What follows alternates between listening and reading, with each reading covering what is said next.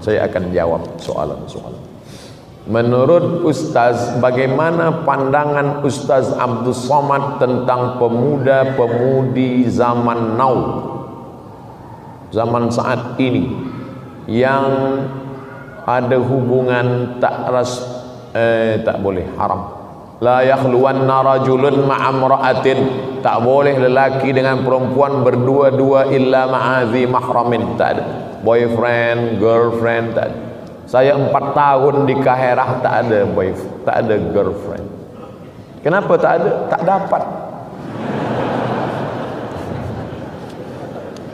Sebab pelajar Malaysia 5,000, pelajar Indonesia 2,400, yang perempuan 300 saja, lelaki 2,100.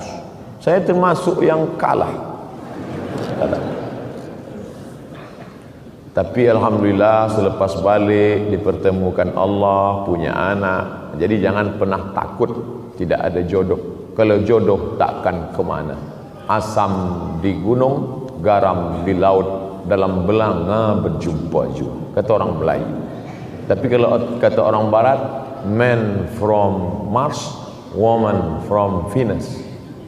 Lelaki dari Mars, perempuan dari Venus berjumpa di bumi. Itu beza orang Melayu dengan orang Mak Saleh putih. Kita selalu cerita makan saja. Asam di gunung, garam di laut, berjumpa dalam belanga. Mereka tak, mereka cerita tentang planet Mars, Venus, kata dia. Maka mereka selalu takut bila tengok langit di atas, dia kata alien dah dekat dah. Tapi kita nak bercerita bahawa sesuatu yang mustahil, kata Allah, innama amruhu iza arada syai'an ayaqula lahu kun fayakun. Maka jangan ada girlfriend, jangan ada boyfriend. Tak ada guna tazkirah kalau tak merubah sikap. Maka yang ada girlfriend, malam ini buka handphone, cari nama dia, delete langsung. Tak ada guna. Apa guna ikut tazkirah? Buka handphone, delete nama dia. Nanti bila dia call, tulis balik. Allahumma inna na'udzubika min ilmin la yanfa'. 4. Ya Allah, jauhkan kami dari ilmu yang tak bermanfaat. Wa min qalbin la yakhsha, hati yang tak takut. Wa min nafsin la tasbah, nafsu tak pernah kenyang. Wa min du'ain la yusma', doa tak dikabulkan. Pokok pangkal pertama, ilmu tak bermanfaat sebab tak diamalkan. Maka bila ustaz dah kata buang girlfriend, buang boyfriend, buang, bagi tahu dia, oh my girlfriend, malam ni aku buang engkau, esok pagi aku nak datang, ku pinang kau dengan bismillah. Dia pun balas, so sweet, kata dia. Soalan saya, bagaimana nak nikah dengan janda yang sudah berhijrah, sedangkan keluarga saya tidak bersetuju dan tak ada restu dari ibu bapa. Janda belum ada anak, janda umur 25 tahun. Saya nak beristrikan dia tapi dihalang oleh keluarga, dan saya disuruh nikah dengan kawan lama saya. Datanglah seorang sahabat Nabi menikah. Kata Nabi, awak dah menikah? Ya, ya Rasulullah. Dengan gadis apa dengan janda? Saya nikah dengan janda. Hala bikran, kenapa tak nikah dengan gadis? Nabi pun kesal dia nikah dengan janda. Kenapa awak tak nikah dengan gadis? Tula'ibuha wa tula'ibuka, engkau boleh bercengkrama, kenapa nikah dengan janda? Kata dia, ya Rasulullah, mak saya dah mati, meninggal, adik-adik saya banyak. Kalau saya nikah dengan gadis belia, nanti dia berkelahi dengan adik-adik saya. Tapi bila saya nikah dengan janda, nanti adik-adik saya boleh dia jaga. Jadi bila ada sebab, boleh nikah dengan janda. Untuk yang pertama ni, first time, okey lah. Nanti kedua, baru cari gadis.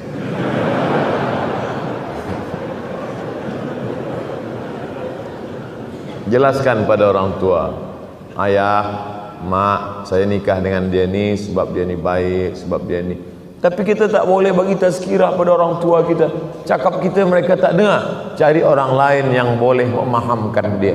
ustaz kita, sahabat kita, orang-orang tua yang cakapnya dengarkan. Apa hukum seorang suami meninggalkan istri selama 2 tahun tidak memberikan nafkah? Saya tidak tahu bagaimana di ahwal syakhsiyah hukum keluarga di Brunei Darussalam. Tapi kalau di tempat saya, lelaki selepas akad nikah dia baca sirat ta'liq.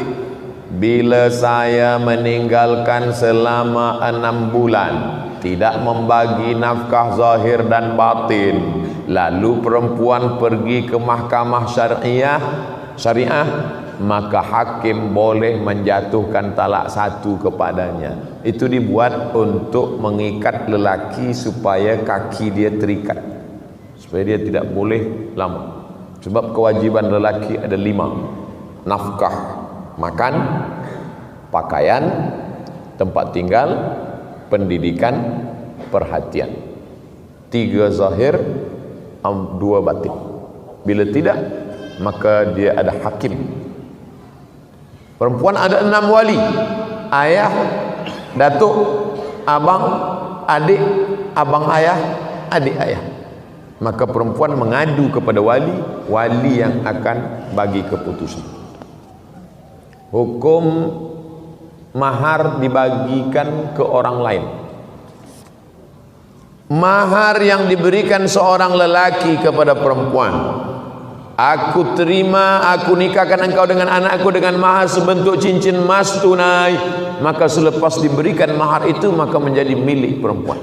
Perempuan itu boleh menjualnya, perempuan itu boleh mewakafkannya, perempuan itu boleh menyimpannya, perempuan itu boleh menghibahkannya, karena itu milik dia, milik perempuan. Perempuan yang menikah dengan lelaki, maka harta perempuan punya perempuan. Apa beza harta lelaki dengan harta perempuan? Harta lelaki, harta perempuan. Dalam harta lelaki ada milik perempuan, nafkah. Tapi dalam harta perempuan tak ada milik lelaki. Makanya perempuan boleh bagi zakat pada lelaki dia. Hai suamiku, aku tengok engkau susah sikit, aku bagi engkau zakat. Tak boleh. Sebab perempuan tak wajib memberi nafkah. Tapi lelaki tak boleh bagi zakat sekaligus nafkah. Hai perempuan, istriku, ini aku bagi engkau nafkah terus zakat nafkah, tak boleh. Sebab kewajiban dia. Maka oleh sebab itu, maka ini mas kawin punya dia. Dia boleh jual, dia boleh, tapi biasanya dia tak jual sebab ada sejarah, ada cerita di balik cincin itu. Ustaz bagi nasihat agar para istri boleh memberikan kebenaran untuk para suami supaya mereka boleh berpoligami.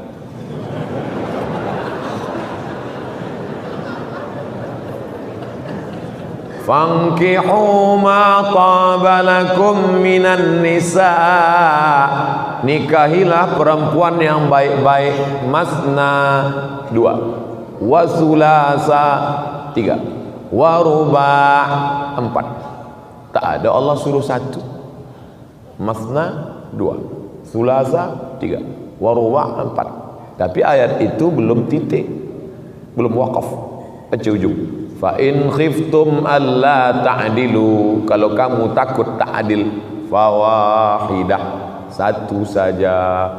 Jadi lelaki-lelaki yang banyak itu takut dia tak adil. Awak kenapa 1? Saya takut tak adil. Sebenarnya dia bukan takut tak adil, takut pada bini. Jadi Islam ini menghormati manusia sesuai fitrahnya. Bila dia mampu adil, dia mampu secara ekonomik, dia mampu zahir dan batin, maka dia dibenarkan. Tapi bila dia tak mampu, fawahidah, 1 saja cukup. Oleh sebab itu, maka saya tak berani juga nak bagi motivasi. Nanti perempuan ni mengamuk pada saya. Saya hanya bagi sebutkan ayat-ayat, dalil-dalil hadis. Nanti tuan balik ke rumah bagi tahu dengan puan, engkau maukah aku tunjukkan amal yang menghantarkan ke surga? Apa tu? Izinkan aku menikah lagi. Tak masuk pun tak apa. Kalau tak percaya, cubalah. Berat. Ini jihad yang luar biasa. Oleh sebab itu maka memang ada perempuan-perempuan yang tahan hati dia, tapi tak banyak. Kalau dapat, maka Masya Allah, tabarakallah. Umur saya 19 tahun, tapi jatuh hati dengan seorang, tak pernah bercakap. Oh, dia 19 tahun jatuh hati, tapi dia tak ada cakap, senyum-senyum je.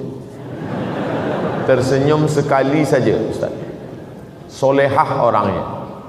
Salahkah saya mendoakan kebaikan untuk dia?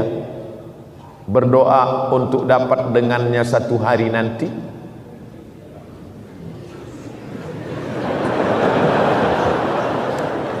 Saya khawatir awak berdoa nak ingin hidup dengan dia masa umur 19. Sementara awak masih panjang umur lagi.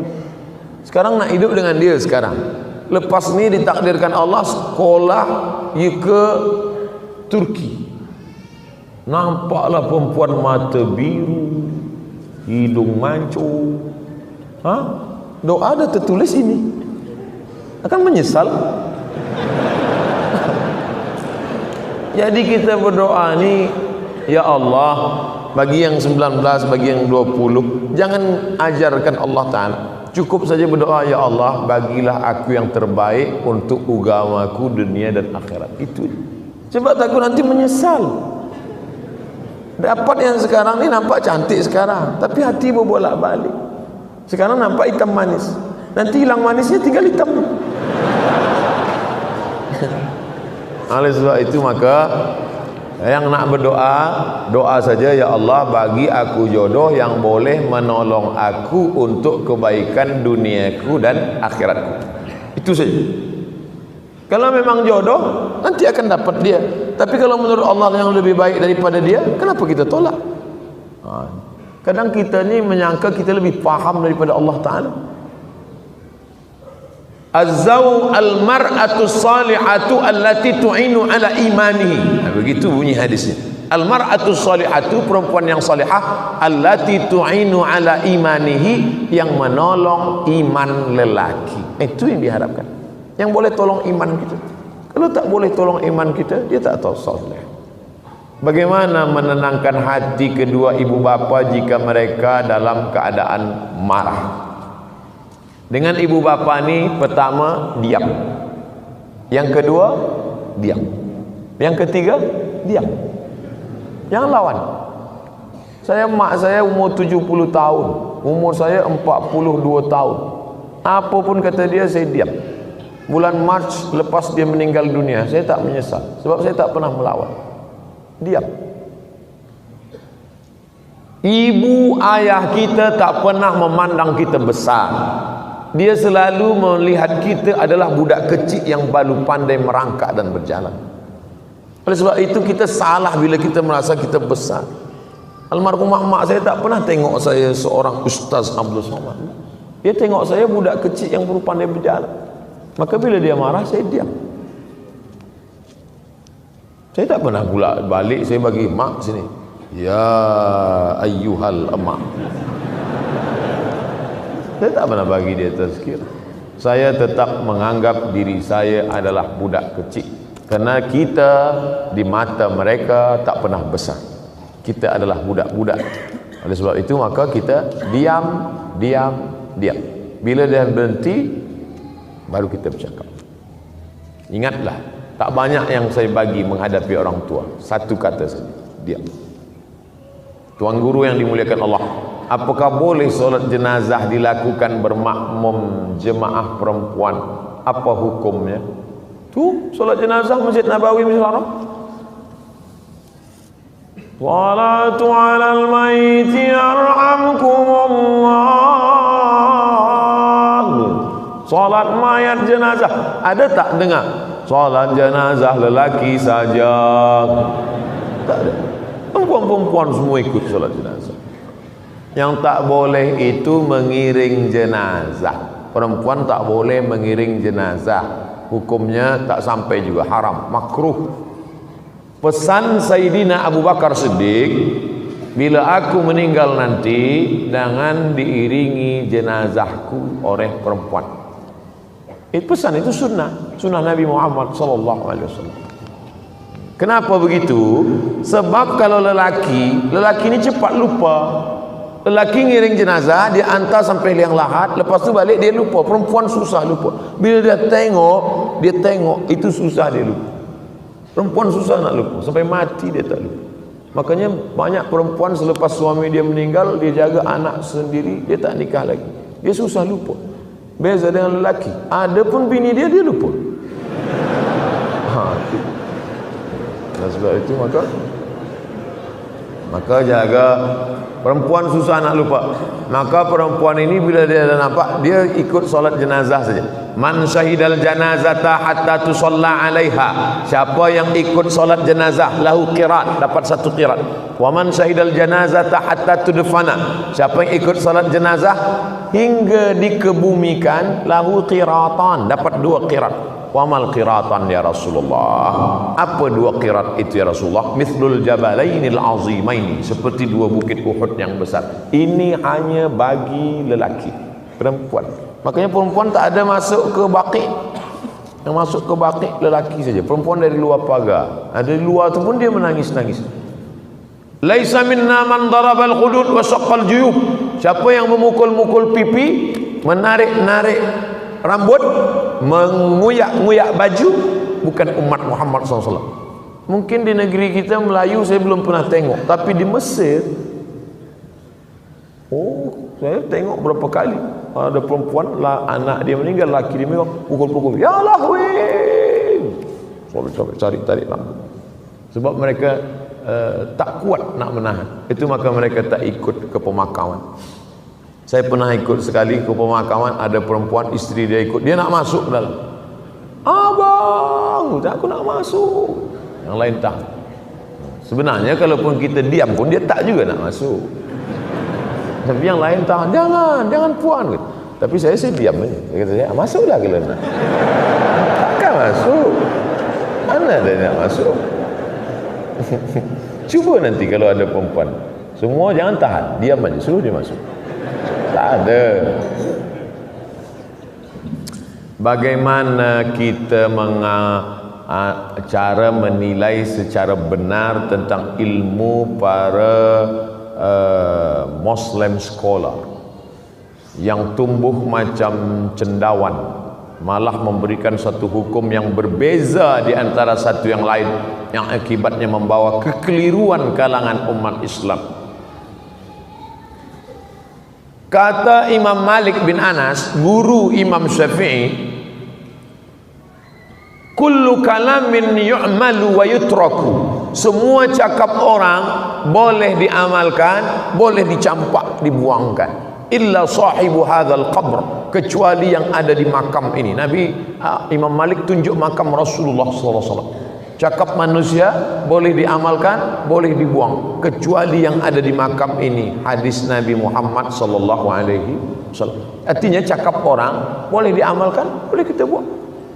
Cakap Abdul Somad malam ini, ambil yang baik-baik, yang buruk-buruk, yang tak elok buang. Abdul Somad tak dapat wahyu. Kalau Abdul Somad dapat wahyu, dia Nabi yang ke-26. Manusia biasa. Sedangkan Imam Malik bin Anas saja berkata begitu, apalagi kita manusia biasa. Adapun cendekiawan-cendekiawan yang berkata bertentangan dengan syariat, taraktu fikum amraini, ku tinggalkan pada kamu 2 perkara sahaja.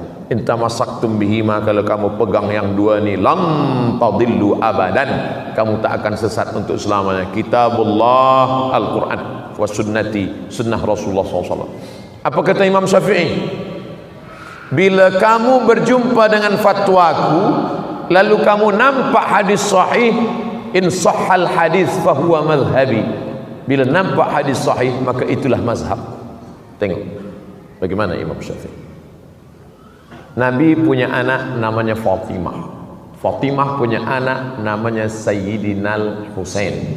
Husain punya anak namanya Ali. Husain punya anak namanya Ali. Ayah Husain Ali, ayah dia Ali, anak dia Ali. Untuk membezakan Ali datuk dengan Ali cucu, maka dipanggil dengan Zainal Abidin. Ali Zainal Abidin. Zainal perhiasan, Abidin ahli ibadah, kerana ibadahnya banyak. Dalam kitab Syiar A'lam An-Nubala ditulis oleh Imam Az-Zahabi, Ali Zainal Abidin sehari sujud 1000 kali. Maka digelar dia dengan Imam As-Sajjad. Sajjad artinya banyak sujud. Saking banyaknya sujud disebut As-Sajjad, 1000 kali.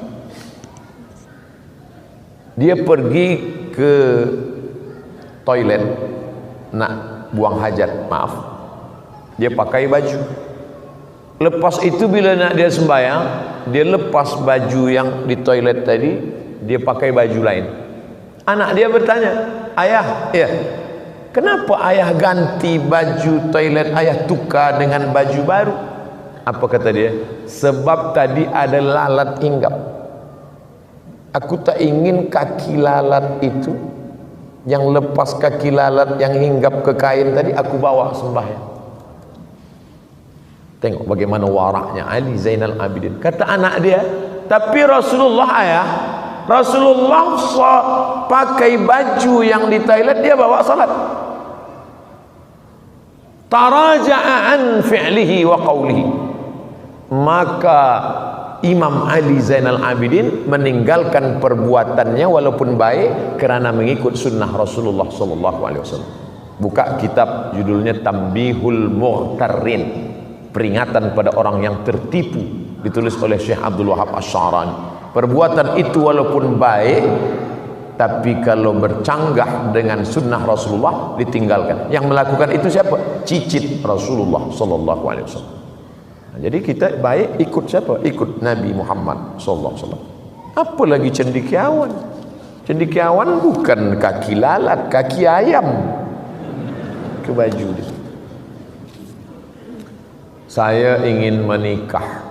Kedua belah keluarga sudah bersetuju, tapi keluarga saya dan keluarga bakal itu mahu kasih pernikahan besar. Oh, dia nak buat walimah besar lah. Saya belum mampu untuk menanggung perbelanjaan besar. Jadi boleh tak berikan sikit nasihat untuk saya? Yang nak besar kan keluarga. Kenapa saya bagi nasihat pada awak? Pada keluarga yang minta besar itulah. Hai keluarga yang nak besar-besar, keberkahan bukan pada yang besar. Aulim walau bisyatin.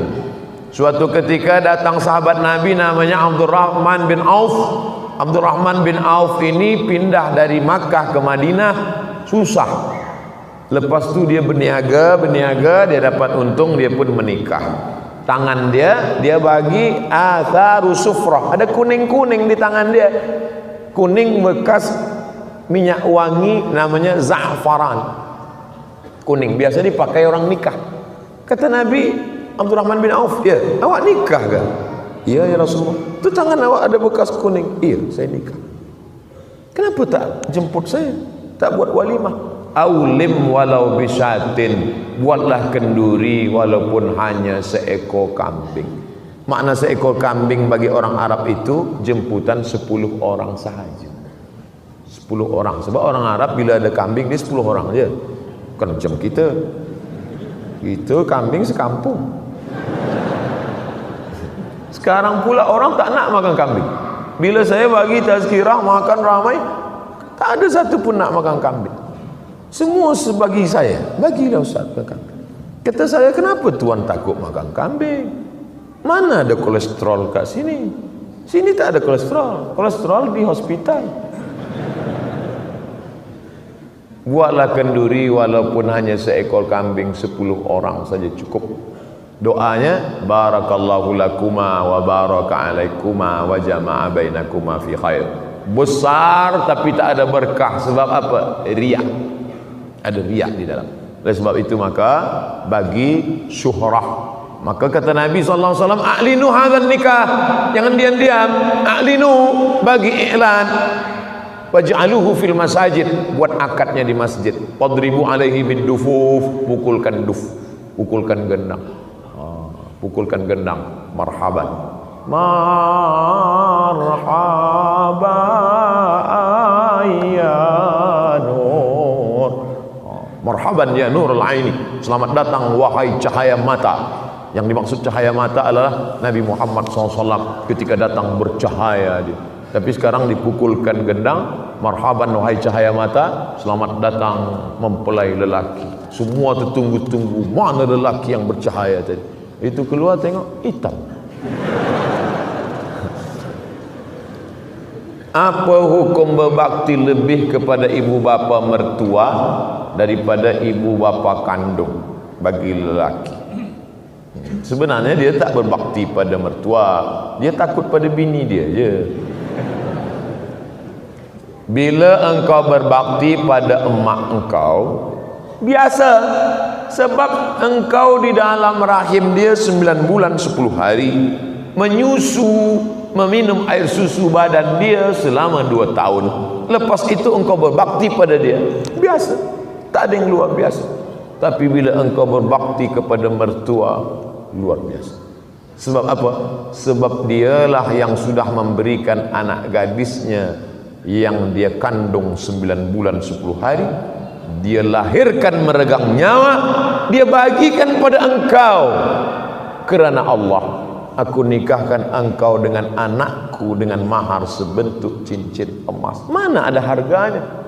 Tapi dia ikhlaskan untuk engkau kerana cintanya. Maka engkau balas cinta mertuamu itu. Cinta kepada orang tua biasa, tapi sayang kepada mertua, nah itu baru luar biasa. Tapi janganlah lebih daripada, lebih sikit. Mungkin Ramadan ini lebih ke sini, Ramadan depan lebih ke sini. Tapi kalau lebih banyak ke sini, bagaimana mungkin kita melebihkan dia? Sementara ini pun kata Nabi SAW, andai kita gendong dia dari tempat kita bawa ke Makkah, tawaf sa'i umrah, lepas itu kita pergi ke Padang Arafah melontar jumrah, balik lagi kita dukung dia, tak dapat membalas sekali menjerit dia saat mengeluarkan kita ke alam dunia. Oleh sebab itu maka kata Allah, wabil walidaini ihsana. Apa makna ihsan? Membalas lebih dari yang dia lakukan. Maka kalau ada anak mengaku membalas lebih, takkan sampai mati kita tak boleh membalas lebih pada orang tua. Apa hukum ingat seorang berlainan jantina? Maknanya normal. Yang kita takut itu selalu ingat pada sesama jantina. Dia berlainan jantina, dia ingat. Lelaki ingat perempuan, perempuan ingat lelaki. Tapi dengan mengingatinya kita teringat Allah. Oh, iya pula. La talbisul haqqa bil batil. Jangan campurkan yang hak dengan yang batil. Jangan campurkan yang hak dengan yang batil. Mengingat Allah hak, mengingat orang yang tak mahram batil. Maka manakala ingat orang tak mahram, terbayang wajahnya. Walladzina idza fa'alu fahishatan, kalau ada orang khilaf melakukan fahisyah, au zalamu anfusahum zakarullah. Apa beza fahisyah dengan zalamu anfusahum? Guna dadah, zalamu anfusahum. Mencuri, zalamu anfusahum. Membunuh, zalamu anfusahum. Fahisyah, maaf, seksual. Manusia ini kesalahannya selalu dua, fahisyah. Makanya solat itu inna salata tanha anil fahsya wal munkar. Kerana kejahatan ada dua, seksual dan yang bukan seksual. Ada orang nih baik, selalu sumbang duit, sekolahkan anak yatim, tapi gatal, seksual. Ada pula yang satu lagi, cakap dia tak ada, maaf, gatal, mata dia pun selalu menunduk, tapi pelit. Maka manusia yang baik adalah selamat daripada dua. Inna salata tanha anil fahsya wal munkar. Salat tujuannya dua. Haji faman farada fihinnal hajja fala rafasa wala fusuqa. Rafasa seksual, fusuqa non seksual. Maka selamat dua-dua. Nah, ini mengingat perempuan yang tak mahram berbeza jantina seksual. Macam mana saya boleh melupakan dia? Banyak-banyak minta ampun, minta tolong kepada Allah Subhanahu wa taala. Walladzina idza fa'alu fahsyatan aw zalamu anfusahum dzakarullah, terus ingat kepada Allah. Astagfirullah. Astagfirullah. Astagfirullah. Banyak zikir. 1000 kali tak juga lupa, 2000 kali. Selepas istighfar tak juga lupa, subhanallah, alhamdulillah, Allahu akbar, astagfirullah, salawat. Insyaallah tertidur lupa. Jaga tidur, ingat balik, ulang balik. Wallazina jahadu fina, orang-orang yang bermujahadah melupakan ini demi untuk mendapati jalan kami. Apa janji Allah? Lanahdiyannahum subulana. Di situ ada huruf lam, ada ujung nun taukid. Lanahdiyannahum subulana, pasti kami akan tunjukkan jalan kami. Ada orang godaannya harta, ada orang cubaannya kuasa, ada orang cubaannya populariti, ada orang cubaannya ilmu. Kebetulan engkau pemuda belia, cubaan engkau adalah mengenang berlainan jantina. Itu ujian dari Allah Subhanahu wa taala. Dalam media sosial agama ada yang bergelar ustaz, ada bergelar habib.